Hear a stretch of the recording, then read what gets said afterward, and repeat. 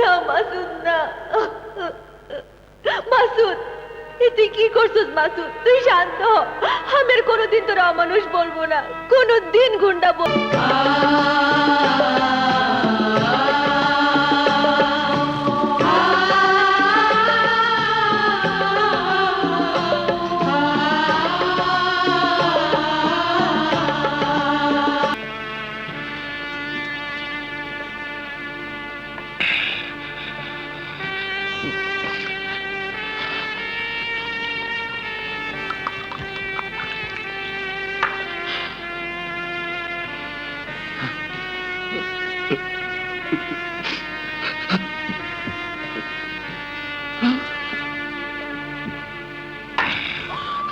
এসব কি হচ্ছে রহমান?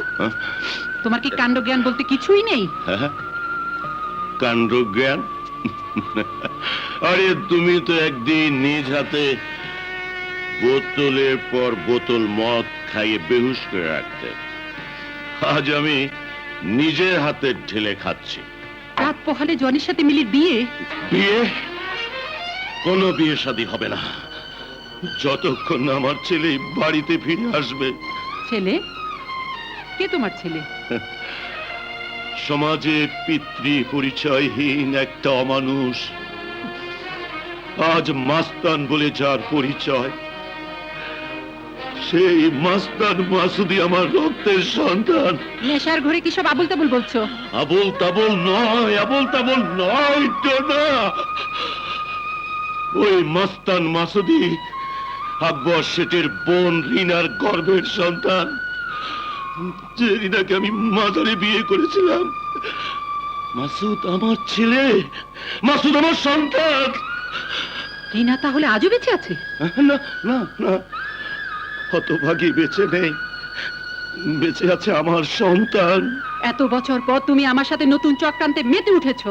জনির সাথে মিলির বিয়ে যাতে না হয় সেটাই তুমি চাইছো? একটা নষ্ট ছেলের সাথে আমার মিলির বিয়ে হতে পারে না। রহমান, চিৎকার করো না, চিৎকার করো না।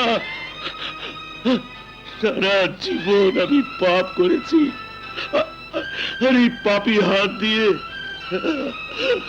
আমি আমার সন্তানের রক্ত ছড়িয়েছি।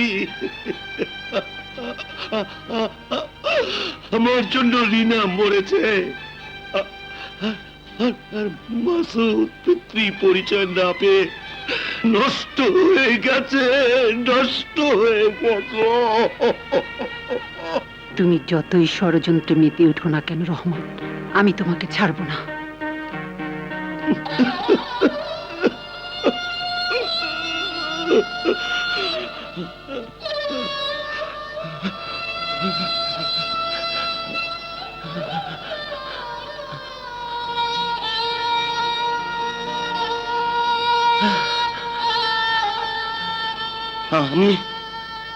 আমি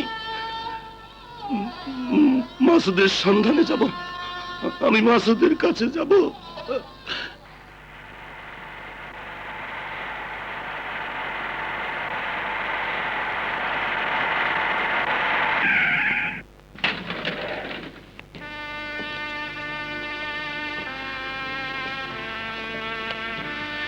এই যে মা, শোনো, জি? এখানে মাসুদ কোথায় থাকে? ওই যে সামনের ঘরটায়। আচ্ছা আচ্ছা।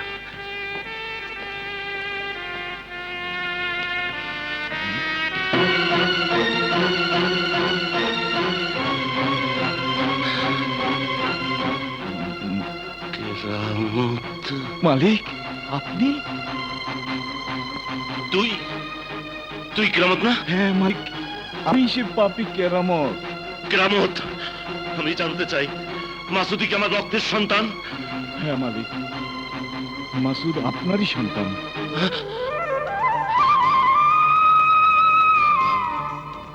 কেন আমার সন্তানকে নিয়ে এতটা বছর আত্মগোপন করেছিলে?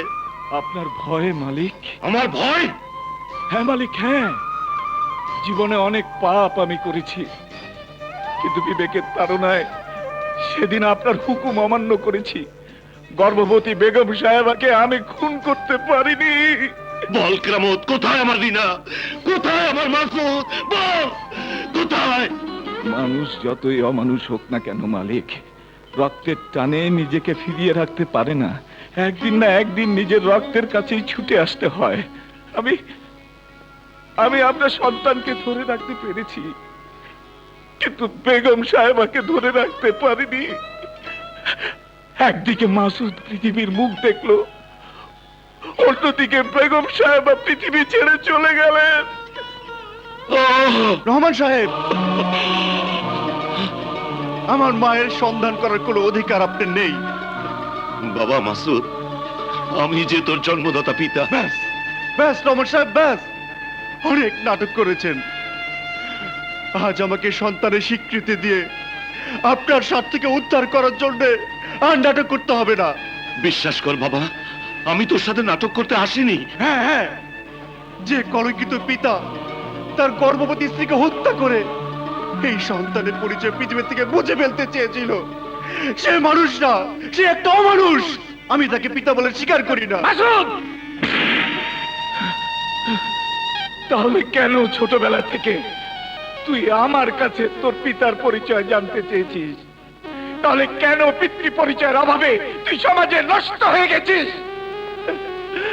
আজ মালিক তার অধিকার নিয়ে তোর কাছে ছুটে এসেছে, তাকে তুই বাবা বলে স্বীকার কর। এই সমাজকে জানিয়ে দে তোর বাবা আছে। না, আমি তাকে কিছুতে বাবা বলে পরিচয় দিতে পারবো না। মাসুদ, তুই আমাকে ক্ষমা করে দে বাবা। ক্ষমা?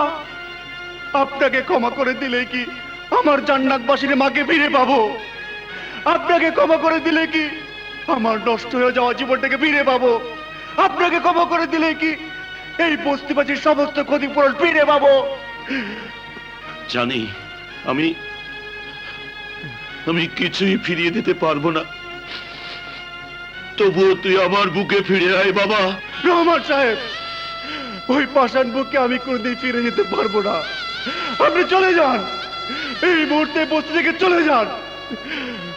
মামা, তাকে চলে যেতে বলো, তাকে চলে যেতে বলো, তাকে চলে যেতে বলো। জ্বলন্ত বারুদে এখন হাত দেওয়া যাবে না মালিক। কেরামত, ওকে তুমি বোঝাও, মাসুদকে আমার জীবনে তুমি ফিরিয়ে দাও। আমি কথা দিচ্ছি মালিক, আপনার সন্তানকে আপনার বুকে আমি ফিরিয়ে দেবই।